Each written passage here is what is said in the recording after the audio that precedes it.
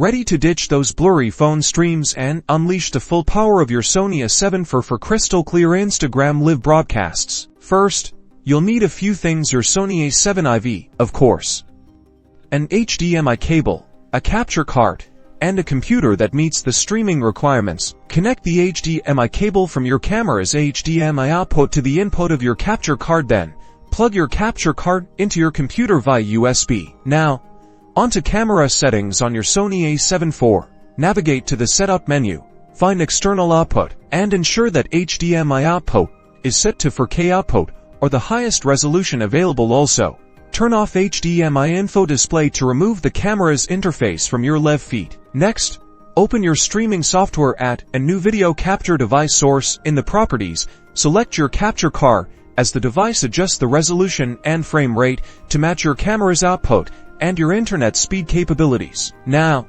for the magic Instagram Live Producer.